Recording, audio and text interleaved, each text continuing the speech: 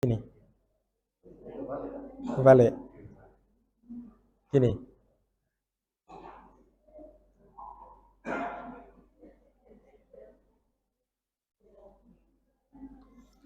Bismillah, kita mulai ya. Assalamualaikum warahmatullahi wabarakatuh.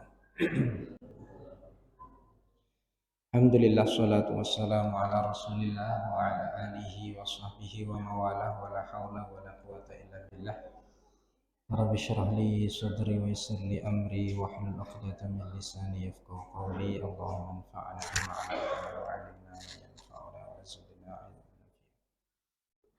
Amma ba'd, jamaah pengajian Masjid Rial yang dirahmati Allah Subhanahu wa taala.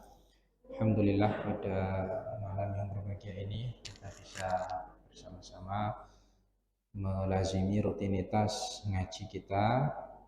Kemudian salawat serta salam senantiasa terlimpahkan atas Nabi kita Nabi Muhammadin sallallahu alaihi wasallam, keluarga beliau, sahabat beliau, dan orang-orang yang senantiasa istiqomah di dalam mencontoh beliau. Kita berharap kemudian kita termasuk dari bagian umatnya yang kelak bisa mendapatkan syafaatul kubra pada hari kiamat. Jamaah sekalian yang dirahmati Allah, pada kesempatan kali ini kami akan kita sama-sama membahas tentang taubat ya, tentang taubat. Kenapa kita berbicara tentang taubat? Karena memang kita ini manusia yang di situ penuh dengan kealpaan, di situ penuh dengan kekurangan, di situ penuh dengan hal-hal yang membuat kita mudah untuk melakukan sebuah dosa, sebuah kesalahan, sehingga disitulah pintu taubat harus kita ketuk ya, harus kita ketuk agar kesalahan-kesalahan tadi, dosa-dosa tadi diampuni oleh Allah Subhanahu wa taala. Tidak ada namanya manusia itu nol dosanya, tidak ada. Mesti melakukan yang namanya sebuah kesalahan. Mesti yang namanya melakukan sebuah dosa. Ya, dalam sebuah hadis Nabi kita Rasulullah Shallallahu Alaihi Wasallam bersabda, "Kullu bani Adam khata'un." Setiap anak cucu Nabi Adam itu melakukan kesalahan, baik disengaja, tidak disengaja, baik kesalahan itu atau dosa itu nampak atau tidak nampak, baik yang kecil maupun yang besar ya. Mesti setiap anak keturunan Nabi Adam pernah melakukan dosa. Tetapi kemudian Rasulullah mengatakan wa khairu atau dan sebaik-baik melakukan dosa, orang yang melakukan kesalahan itu adalah orang yang... Apa itu taubat? Taubat secara sederhana itu artinya adalah kembali kepada Allah. Kembali kepada Allah maksudnya apa? Ya, kita memohon ampun kepada Allah atas setiap dosa yang kita lakukan. Kita kembali kepada Allah atas setiap hal yang membuat kita jauh dari Allah Subhanahu wa taala, yaitu maksiat dan dosa itu tadi. Maka jamaah sekalian yang dirahmati Allah Subhanahu wa taala, dari sinilah pembahasan taubat itu menjadi penting buat kita sama-sama pahami, sama-sama kita pelajari. Banyak sekali dalil-dalil dalam Al-Quran maupun hadis Rasulullah SAW yang menyebutkan perintah untuk taubat. Salah satunya Allah Subhanahu wa taala berfirman, A'udzubillahi minasyaitonirrajim, Bismillahirrahmanirrahim.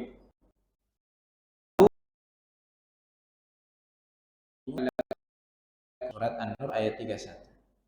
Dan taubatlah kepada orang-orang yang beriman agar kalian menjadi orang yang beruntung. Allah berfirman, istaghfiru rabbakum tsumma tubu ilaihi. Mintalah istighfarlah kalian kepada Tuhan kalian, tsumma tubu ilaihi. Allah juga berkata, "Alladzina amanu tubu taubatan nasuha." Wahai orang-orang yang beriman, taubatlah kepada Allah dengan taubat yang sebenar-benar taubat.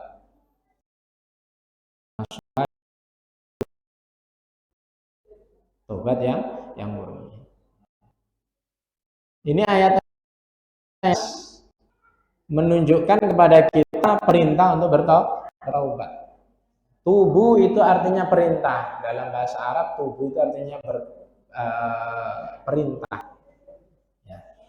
Yang namanya perintah berarti itu adalah sebuah kewajiban. Sehingga para ulama mengatakan at-taubatu wajibatun min kulli dzambin. Taubat itu wajib atas setiap dosa. Setiap kita melakukan dosa, segera taubat. Setiap kita melakukan suatu kesalahan, segera taubat, segera istighfar. Jangan ditunda-tunda, kemudian jangan pula menganggap atau berpikiran Allah tidak menerima taubat kita. Kita sebagai manusia, kira-kira banyak dosanya apa banyak amalannya, Bapak Ibu sekalian? Banyak dosanya. Kira-kira taubat istighfar itu dibatasin enggak sama Allah Subhanahu wa taala? Dibatasin enggak? Dibatasin.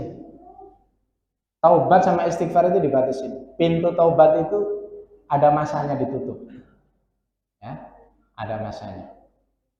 Cuma 2 saja masanya, sebelum tanda-tanda kiamat besar muncul dan sebelum yang berada di tenggorokan. Nanti saya bacakan hadisnya.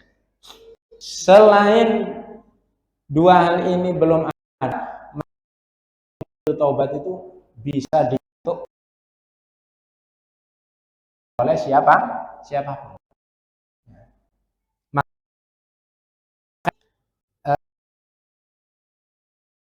Saya mengisi pengajian ibu-ibu. Baca kitab Riyadhus Shalihin, ini yang saya baca juga. Karena kebetulan saya tidak bawa kitabnya, jadi saya baca di HP.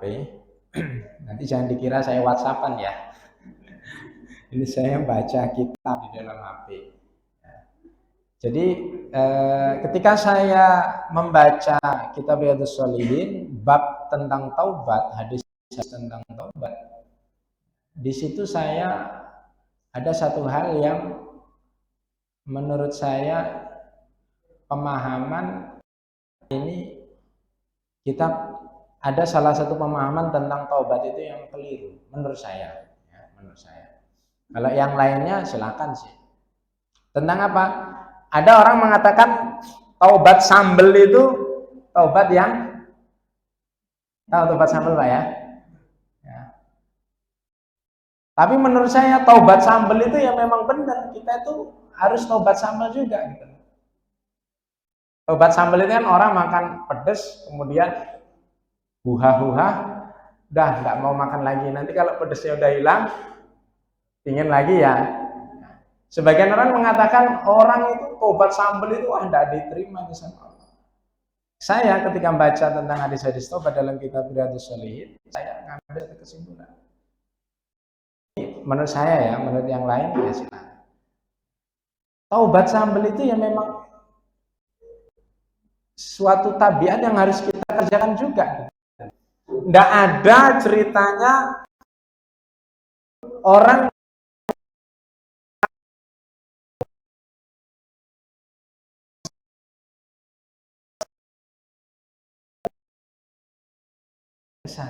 ketika dia melakukan hal yang sama, apakah dia tidak boleh taubat lagi sama?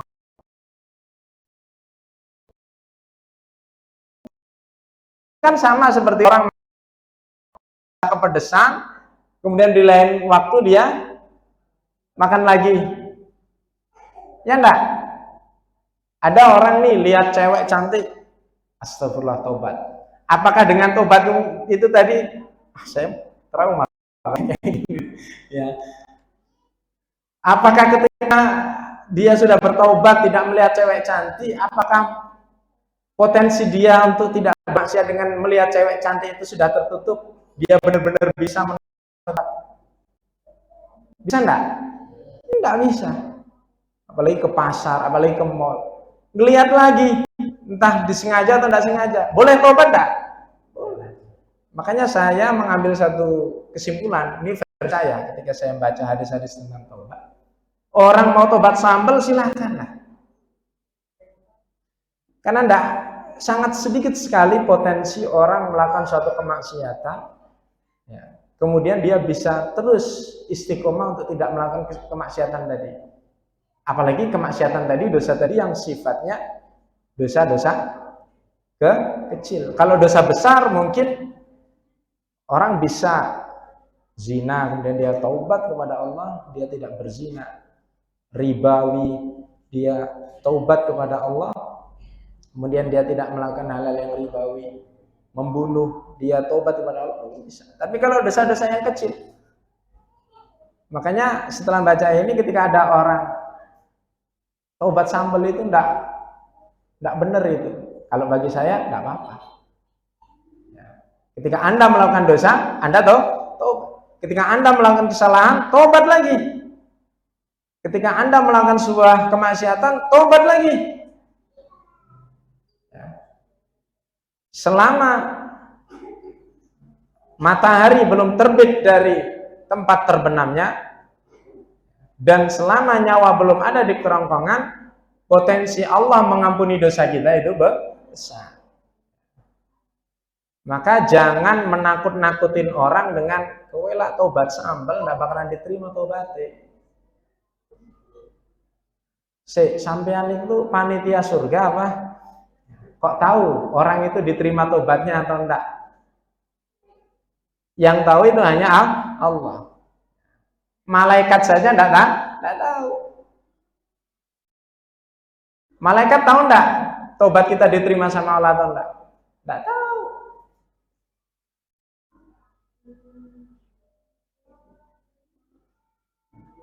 Maka jamaah yang dirahmati Allah Subhanahu wa taala, inilah pentingnya taubat. Dalam sebuah hadis Rasulullah SAW juga mengatakan, wallahi, demi Allah, inni la astaghfirullah, aku taubat, aku istighfar wa atubu ilaih, dan taubat kepada Allah fil yaumi aktsara min 70 marrah, lebih dari 70 kali dalam sehari Rasulullah itu istighfar, taubat kepada Allah, astaghfirullahaladzim wa atubu ilaih, astaghfirullahaladzim wa atubu ilaih. Ya, ini jadi wirid. Ya, jadi wirid, jadi kebiasaan, jadi tirakat yang harus kita lakukan. Rasulullah saja yang dijamin maksum, yang dijamin terhindar dari dosa dan maksiat karena Rasulullah dibimbing oleh wahyu. Wa ma yantiqu 'anil hawa in huwa illa wahyu yuha. Muhammad itu kalau ngomong itu bukan karena hawa nafsu, tapi karena dibimbing oleh wahyu. Sehingga Rasulullah itu disebut nabi yang maksum, nabi yang terjamin tidak melakukan dosa, tidak melakukan kesalahan. Seandainya melakukan pun langsung diluruskan. Abasa wa tawalla an ja'ahul a'ma. Kenapa Muhammad engkau berpaling dari orang yang datang kepadamu? Ditegur sama Allah. Akhirnya Rasulullah sadar, kemudian ketika ada orang yang datang yang sama kepada Rasulullah terima. Artinya apa? Sekelas Rasulullah SAW saja, ya, Sayyidul Anbiya, pemimpinnya para nabi wal mursalin dan para rasul, ya, Sayyidu Ahlil Jannah, pemimpinnya penduduk surga, itu saja dalam sehari istighfar 70 kali. Itu salah satu hikmahnya itu apa? Salah satu hikmahnya itu mengajarkan kepada umatnya untuk niru apa yang beliau lakukan. Seandainya beliau tidak istighfar pun sudah diampuni dosanya. Tapi saking sayangnya kepada umatnya, beliau memberikan suatu teladan. Wahai umatku, nih loh, saya istighfar sehari 70 kali. Maka hikmah kenapa Rasulullah SAW kok dadak repot-repot melakukan suatu amalan padahal beliau sendiri itu sudah dijamin masuk surga. Itu salah satunya saking sayangnya beliau kepada umatnya. Biar umatnya itu apa? Mencontoh. Rasulullah ngasih teladan. Jadi salah satu hikmah kenapa Rasulullah itu melakukan amalan-amalan yang padahal itu sepele bagi seorang nabi, harusnya itu kelasnya tidak melakukan yang seperti itulah. Tapi beliau melakukan, itu tidak lain, salah satu hikmahnya adalah agar kita umatnya itu mencontoh beliau. Saking sayangnya beliau kepada kita. Itu hikmah. Termasuk dalam hal istighfar taubat ini, Bapak Ibu sekalian. Nah, biasakan lisan kita itu dibaca dengan bacaan istighfar. Astagfirullah, astagfirullah, astagfirullah. Ya. Dalam kondisi apapun, di tempat apapun, tidak apa-apa istighfar. Boleh enggak istighfar di dalam kamar mandi? Boleh enggak? Boleh dalam hati. Jangan ditalafutkan, jangan dilafazkan. Boleh dalam hati. Boleh. Kita di kamar mandi sambil mengingat Allah. Yang penting jangan sampai keluar. Talafut itu dilafatkan. Cukup di batin.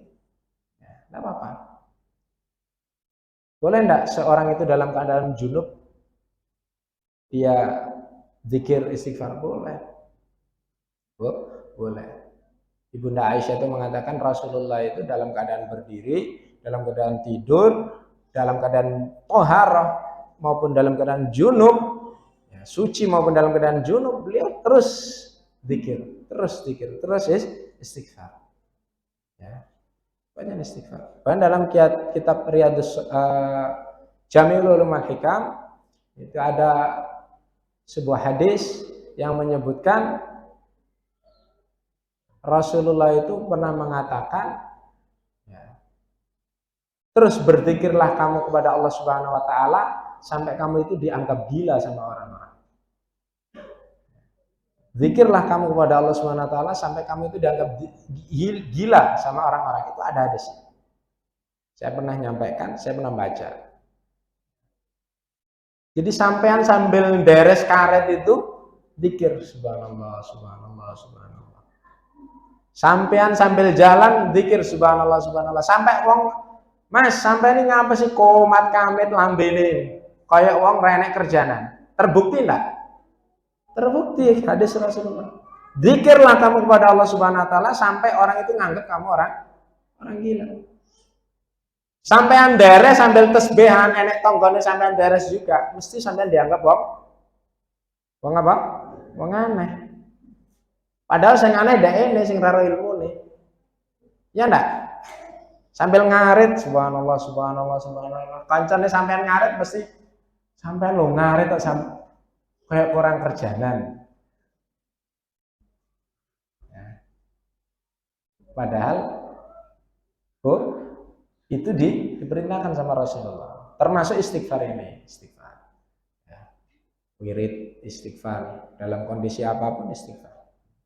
Taubat kepada Allah, astagfirullah wa atubu ilaih, astagfirullah wa atubu ilaih. Sangat ringan, ya, tetapi luar biasa, ya, pahala fadilah yang akan didapatkan. Kemudian jamaah sekalian dirahmati Allah Subhanahu Wa Taala, dalam sebuah hadis bagaimana Rasulullah Shallallahu Alaihi Wasallam menggambarkan dengan bertaubatnya seorang hamba kepada Allah itu sangat membuat Allah bahagia. Allah itu sangat senang kalau ada orang mau istighfar, mau tobat, mau kembali kepada Allah Subhanahu Wa Taala, itu begitu senangnya, luar biasa Allah. Dalam sebuah hadis dikatakan, Allahu asyaddu farhan bi taubati abdihi hina yatubu ilaihi min ahadikum. Allah itu begitu senang dengan taubat seorang hamba dari salah seorang kalian, karena ala hilatihi bi ardin fala. Ya. Lebih senang daripada ketika ada seseorang sedang melakukan perjalanan di tempat yang jauh, ya, di tengah-tengah gurun pasir, fan falatat minhu wa 'alaiha ta'amu wasyarabuhu fa ayyasa minha. Kemudian tiba-tiba kendaraan yang dia gunakan, padahal kendaraan tadi di situ ada minuman, ada makanan, perbekalan dia perjalanan itu hilang, ya. Fa ata syajaratan, kemudian dia singgah di sebuah pohon, fattaja'a fi dhilliha, kemudian dia nyender di bawah bayang-bayang pohon tadi sambil merenungi nasibnya. Perjalanan masih panjang, tidak ada tempat penduduk, ontanya hilang, padahal ontanya bawa makanan, bawa minuman. Ya. Waqad ayyisa minhu rahalati, kemudian dia sudah putus asa. Fa bainama huwa kadzalik idza huwa biha qa'imatan indahu. Ketika sedang posisi seperti itu, tiba-tiba dia melek gini, ada untanya tadi yang hilang tadi balik lagi di sampingnya sambil masih membawa makanan minumannya dalam perjalanan. Fa akhadha bi khitamiha thumma qala min syiddatil farhi, kemudian dia pegang unta tadi, kemudian saking senangnya dia mengatakan Allahumma anta abdi wa ana rabbuk, ya Allah engkau hambaku, saya Tuhanmu. Ya, akhta'a min syiddatil farhi, dia salah mengucap doa saking senangnya, ya. Saking senangnya. Tapi ada yang lebih senang lagi, siapa? Allah, ketika ada seorang hambanya mau tobat kepadanya. Maka orang tobat itu luar biasa, Pak. Jangan pernah meremehkan seseorang, karena kita tidak tahu ending seseorang, termasuk ending kita sendiri. Yang kita bisa hanya minta husnul khatimah, yang kita bisa minta hanya hidayah, istiqomah. Dan jangan pernah kita menghukumi seseorang secara zahirnya. Ada orang malam hari mabuk-mabukan, pada isya dia mabuk-mabukan, kita pulang dari ngaji, lewat perempatan jalan, bocah, ya, uripmu kayak gini,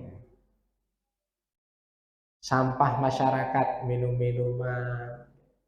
Tapi kita tidak tahu, bisa jadi dia di waktu malam harinya dia apa? Taubat kepada Allah Subhanahu Wa Taala, di pagi harinya dia diangkat derajatnya oleh Allah. Kita tidak tahu. Kita tidak tahu. Sehingga para ulama mengatakan kita itu tidak boleh terburu-buru menghukumi seseorang. Kita boleh membenci perbuatan tadi, boleh.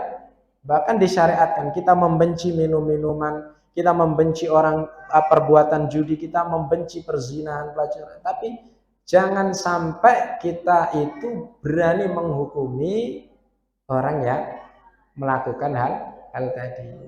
Karena kita tidak tahu ending seseorang. Kita boleh. Judi itu perbuatan yang nista. Minum minuman khamr itu dosa besar, boleh. Tapi ketika ada orang yang melakukan seperti itu, yang harus kita lakukan adalah kita mendoakan mereka. Yang harus kita lakukan kita adalah berusaha mengingatkan mereka dengan cara yang baik. Jangan mudah lisan kita mengucapkan atau memvonis seseorang. Kita tidak tahu. Kita tidak tahu ending seseorang. Sehingga dalam sebuah hadis juga Rasulullah SAW mengatakan, ya,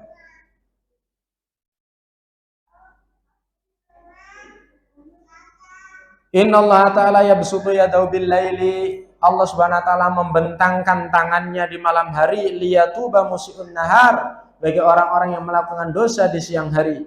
Wa yabsutu yadahu bin nahar, dan Allah membentangkan tangannya di siang hari, liyatubu musii'un lail, ya, untuk Allah mengampuni dosa-dosa orang yang melakukan dosa di malam hari. Hatta tatlu asy-syamsu min maghribiha, sampai matahari terbit dari tempat dia terbenamnya.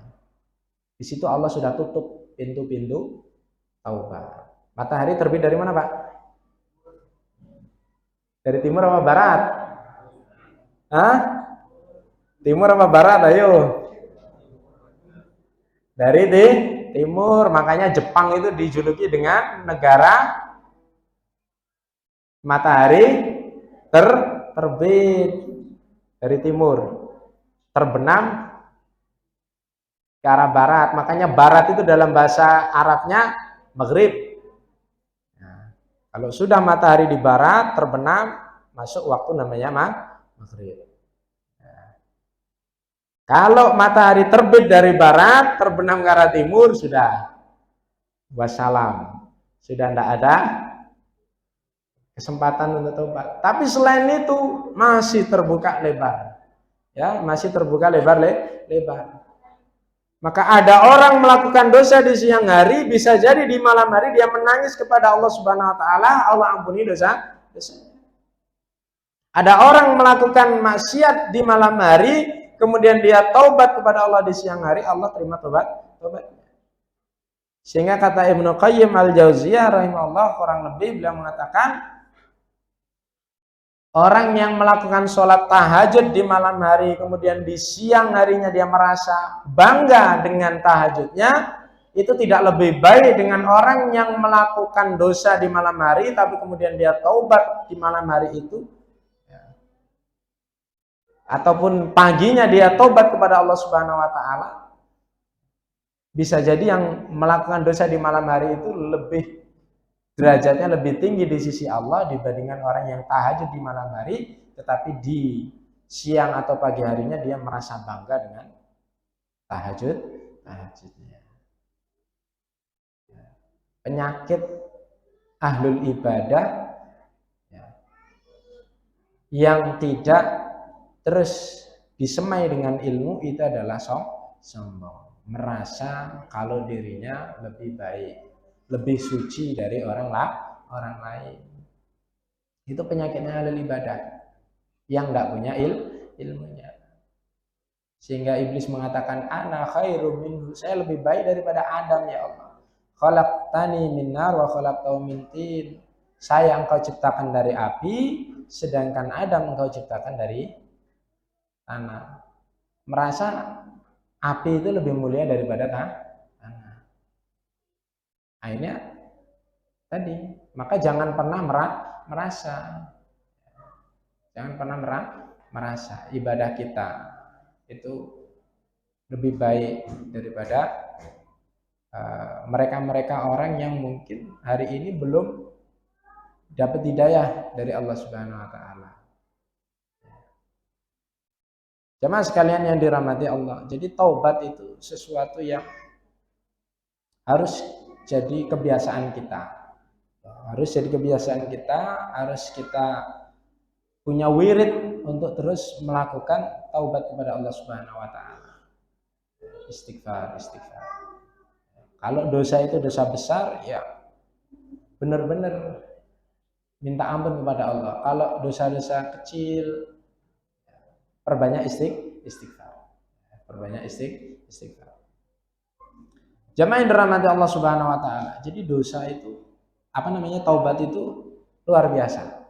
Misteri taubat itu tidak ada yang tahu kecuali ya kita dengan Allah Subhanahu Wa Taala.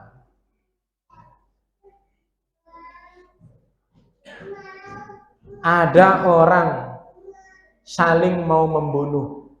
Ya, ada orang saling mau membunuh. Yang satu akhirnya membunuh, yang satu terbunuh. Yang terbunuh masuk surga, yang membunuh juga masuk surga. Rahasianya apa? Taubat. Yang dibunuh masuk surga, yang membunuh masuk surga. Di surga nanti kaget yang dibunuh. Duh, awamu sing mateni aku. Lah kok neng suaraku. Ada itu, hadisnya ada. Saya bacakan ya dari Abu Hurairah radhiyallahu anhu, anna Rasulullah SAW berkata, yadhaqullah subhanahu wa ta'ala. Sampai redaksinya Rasulullah mengatakan, Allah itu ketawa. Dohaka itu artinya, yadhaqu itu artinya tertawa. Tidak usah dipikir tertawanya Allah itu seperti apa ya. Kita tidak boleh, kita cukup mengimani. Allah itu adhaka wa abka. Allah itu kadang membuat kita tertawa, kadang membuat kita menangis. Itu ada dalam surat itu. Adhaka wa abka. Allah itu kadang membuat kita tertawa, kadang membuat kita menangis. Di sini Rasulullah mengatakan yadhakullahu ta'ala, Allah Subhanahu wa taala tertawa ila rajulaini, kepada dua orang, yaqtulu ahadumal akhar, yang salah satu dari mereka membunuh salah satu yang lain, ya. Yadkhulanil jannah, tapi keduanya dimasukkan surga. Yang dibunuh masuk surga, yang membunuh masuk surga. Yuqatilu hada fi sabilillah, tsumma yatubullahu 'alal qatil. Yang satu terbunuh karena dia berjihad, berperang di jalan Allah Subhanahu wa taala, dia masuk surga. Kemudian yang membunuh orang tadi akhirnya taubat, fayuslima fayustashhadu, kemudian dia masuk Islam, kemudian dia mati juga, akhirnya sama-sama masuk surga. Makanya hadis ini menjelaskan kepada kita tidak tahu ending seseorang. Rasulullah, Allah Subhanahu wa taala sampai ketawa gitu loh, melihat kejadian seperti ini. Nanti yang dibunuh pun pasti kaget di surga loh. Awakmu sing mateni aku kok iso mlebu swarga. Kuncinya apa? Tobat. Kuncinya tobat.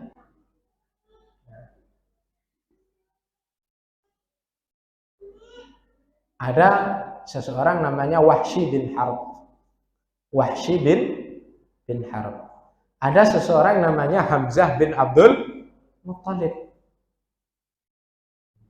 paman Rasulullah. Hamzah ini dibunuh sama Wahsy bin Harb dalam perang Uhud. Makanya Sayyidina Hamzah nanti kaget nanti di surga. Wahsy kok neng kene gitu loh. Awakmu dhisik sing nombak saya, bahkan jantung saya ini kamu bedah, kamu makan. Lah kok reunian neng surga? Kuncinya apa toh? Tobat. Dalam perang Badar itu ada salah seorang tokoh Quraisy, saudaranya mati. Ya. Kemudian dalam perang Uhud, tokoh tadi ngomong sama si Wahsy. Wahsy ini dulu budak. Ya, budak. Wahsy, kamu kalau bisa membunuh Hamzah, ya, kamu akan saya bebaskan. Budak zaman dulu nelongso, Pak. Namanya budak itu tidak dibayar, suruh sana sini. Satu-satunya jalan biar dia bisa merdeka ya dia bayar ke tuannya, nebus, atau ya nanti akan dijanjikan kalau dia bisa melakukan sesuatu. Maka Wahsy semangat. Oke. Pada saat itu kalau tidak salah yang nyewa Hindun. Ya. Hindun ini istrinya Abu Lahab apa Abu Jahal?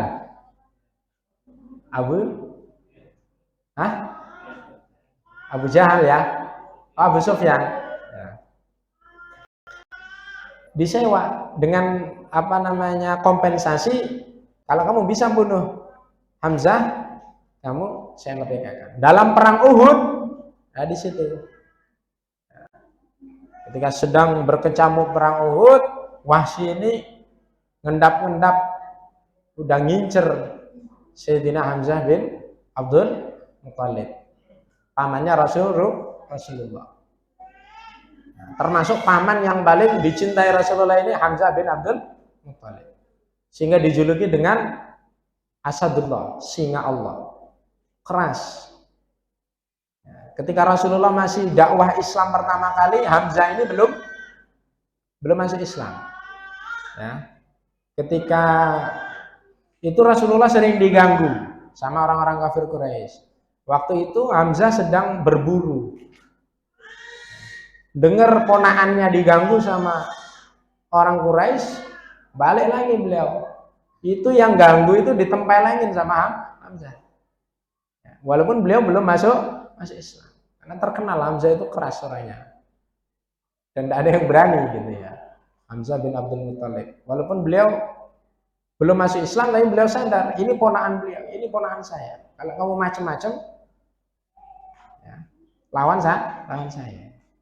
Tabiat manusia memang seperti itu. Kalau sama dulur dewe ya harus seperti itu. Itu tabiat manusia, tidak bisa di. Kata orang Lampung, sekele ekam lah ya. Jadi dalam perang Uhud akhirnya Sayyidina Hamzah itu ditombak, syahid, meninggal dunia. Ya. Ada 80 sahabat yang syahid di perang Uhud. Di perang Uhud.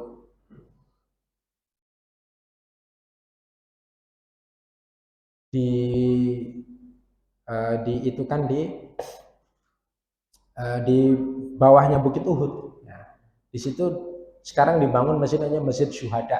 Di depan Masjid Syuhada itu ada kotaan gitu, ya mungkin 2 kali lipat inilah. Di situ ada 2 makam gede, satu makamnya Sayyidina Hamzah bin Abdul Muthalib, satu makamnya Sayyidina Umar, ya. 2, terus sisanya sahabat saudara yang lain di paling pojok, di kebumingan di situ. Ya.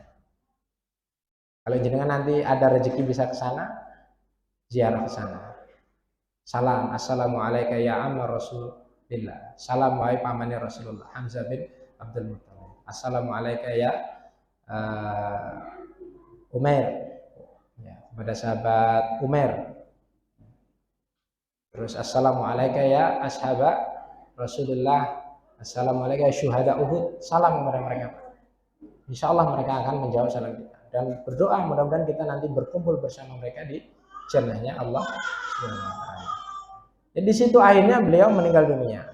Tapi beberapa tahun setelahnya, di akhir-akhir masa Rasulullah mau meninggal, Wahsy ini masuk Islam. 4 tahun setelah kematian Rasulullah, tepatnya dalam perang Yamamah, di zamannya Sayyidina Abu Bakar As-Siddiq sebagai penggantinya Rasulullah Khulafaur Rasyidin, terjadi perang namanya perang Yamamah, atau dalam riwayat disebut perang Riddah, perang melawan orang-orang yang murtad setelah Rasulullah wafat. Banyak orang yang murtad itu, sampai muncul yang namanya Nabi Musailamah Al-Kadzdzab, nabi palsu, ngaku-ngaku nabi, diperangi sama sahabat Abu Bakar. Salah satu pasukan yang ikut perang di situ namanya Wahsy bin Harb yang bunuh Hamzah ini. Di situ pula lah Wahsy yang bisa menombak Musailamah Al-Kadzdzab itu matinya di tangan Wahsy.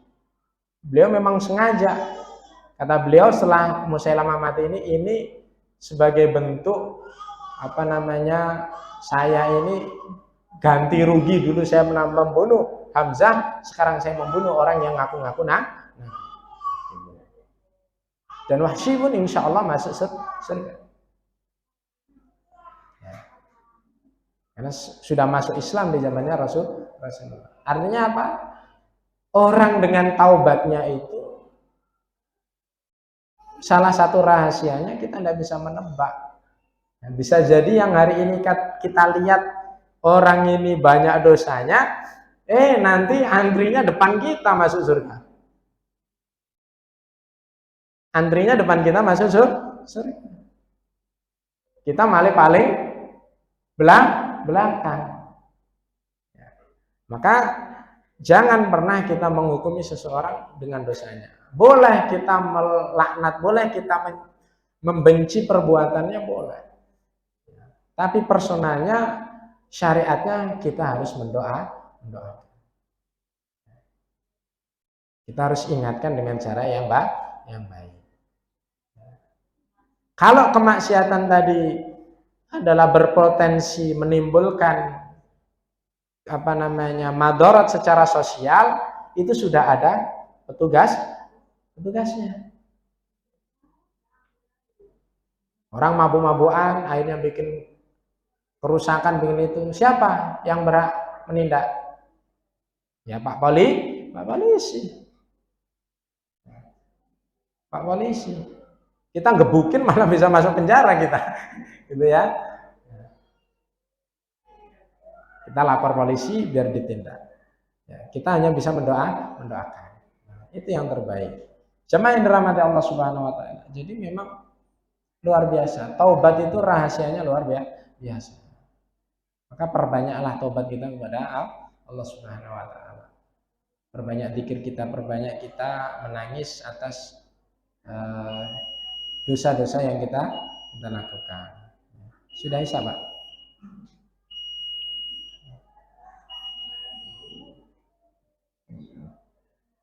Gimana? Mau ditutup apa?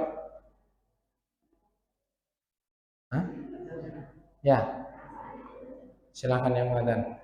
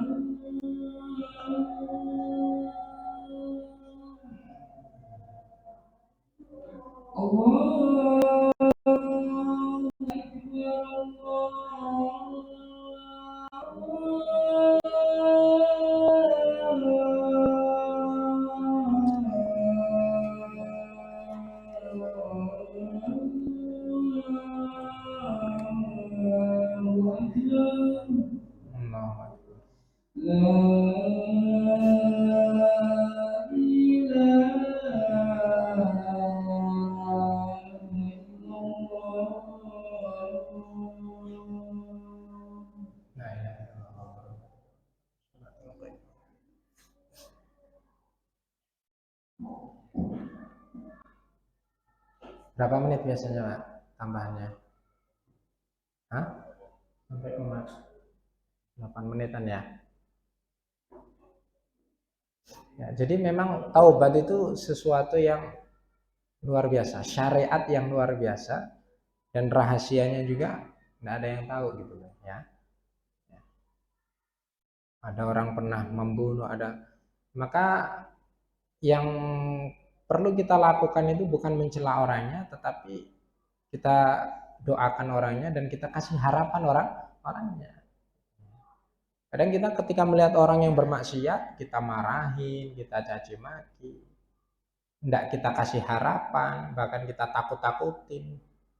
Awas loh, masuk neraka dong, gitu. Bukannya tobat, ya masih seberapapun dosamu, insya Allah Allah akan ampuni. Ya. Insya Allah akan ampuni. Bahkan dalam perang Yarmuk itu ada jenderal. Yarmuk itu perang antara kaum muslimin melawan orang Romawi pada saat itu. Kaum muslimin pada saat itu dipimpin oleh sahabat Khalid bin Walid. Ketika itu sebelum perang, Khalid bin Walid sempat dialog dengan salah satu jenderalnya, namanya Jirji siapalah, yaitu ada di dalam kitab Tarikh Tobari, ya, Imam Tobari. Itu di situ ada dialog antara dua jenderal, dua panglima perang. Akhirnya si Jirji ini masuk Islam, syahadat. Baru sempat sholat 2 rakaat, habis itu perang, habis itu mati. Dan insya Allah masuk surga. Kita nggak tahu orang dapat hidayah kemudian dia taubat, kita nggak tahu. Orang mungkin yang paling kita benci karena perbuatan dosanya tidak tahu endingnya. Jadi taubat, hidayah itu hanya Allah yang tahu. Kita taubat, hidayah, yang dituntut dari kita hanya mendoakan dan memberikan nasihat dengan cara yang baik. Jadi taubat, hidayah itu memang tidak ada yang tahu. Ini sudah dalam riwayatnya itu Jirji sama Khalid bin Walid ini kudanya itu sudah kepalanya satu dengan yang lain itu sudah apa? Sudah senggol-senggolan. Tinggal bacok-bacokan aja. Jadi akhirnya si Jirji ini masuk Islam setelah dia. Jadi memang hidayah itu mahal, Pak. Hidayah itu mahal. Dan hidayah itu sesuatu yang sirrun, sesuatu yang rahasia. Sedikit tentang hidayah itu, saya belum lama lihat video, ada orang ateis, Pak. Ateis, benci Tuhan, tidak percaya Tuhan. Orang ateis itu tidak percaya Tuhan. Suatu ketika dia melihat ada sebuah radio, ada sebuah televisi menayangkan ada orang perempuan miskin tua di Afrika sana.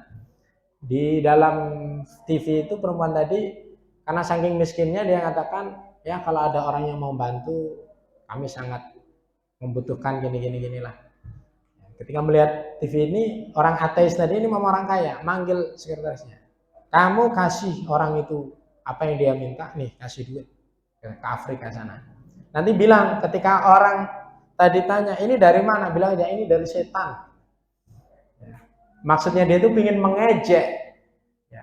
Dia muslim, mana Tuhannya, kok enggak ngasih apa yang dia butuhkan. Ini lewat saya nih, kasihkan semuanya. Yang orang ateis ini ngomong ke sekretarisnya, kasihkan. Nanti kalau orang miskin tadi, yang muslim tadi ngomong, ini dari siapa, bilang aja dari setan. Sampai sana dikasihkan, si sekretarisnya dibilang, Anda enggak ingin tahu toh siapa ini yang ngasih? Si perempuan muslim tadi, yang miskin tadi, jawabannya apa, Pak? Jawabannya simpel. Saya enggak peduli siapa ini yang ngasih. Kalau Allah sudah menghendaki, setan pun akan ngasih ke saya. Gara-gara jawaban muslimah tadi, Ya. Orang ateis ini langsung apa? Masuk Islam. Jadi jawabannya langsung makjleb. Ya. Si ateisnya ini menginginkan biar si muslimnya ini ragu dengan Tuhannya dengan mengatakan nanti kalau ditanya dari siapa, dari setan. Si muslimannya ini jawabannya di luar dugaan, kata dia. Saya nggak peduli siapa yang ngasih ini, kalau Allah sudah mengendaki, setan pun akan ngasih ke saya. Ya, akhirnya masuk Islam. Nah, itu hidayah, ya hidayah. Termasuk tobat. Kita nggak ada yang orang tatonya naga, 9 naga di depan belakang. Kalau Allah sudah kehendaki dia bertobat, dia akan jadi orang baik. Seberapapun dosa yang dilakukan seseorang, kalau Allah sudah menghendaki dia bertobat, dia akan jadi hamba-hamba pilihan. Kata Allah, ya ibnu Adam, lau balaghat dunubuka ananas sama tumastaghfari ghafartu laka. Ya wahai anak Adam, seandainya dosamu itu membumbung tinggi seatas langit sana, selama kamu mau istighfar, mohon ampun kepadaku, aku ampuni. Ya.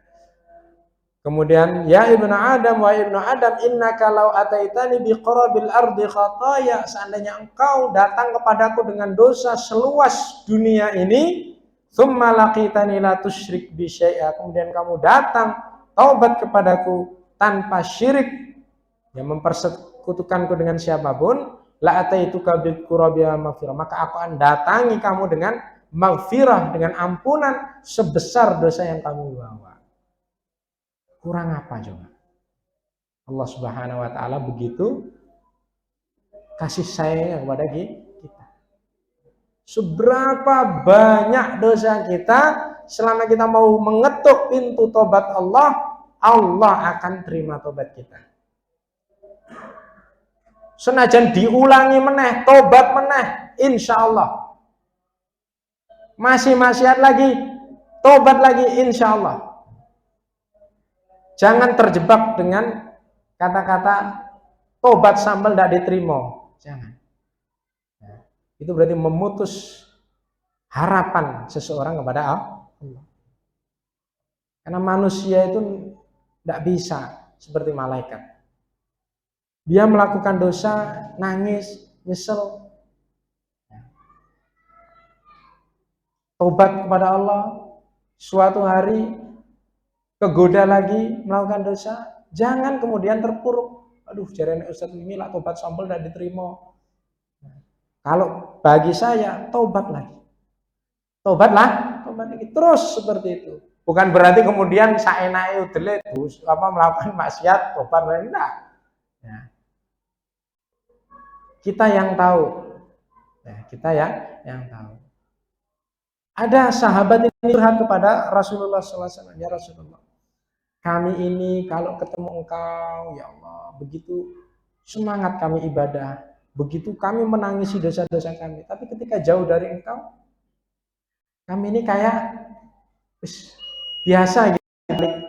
Apa kata Rasulullah? Ya seperti itu. Lihat manusia.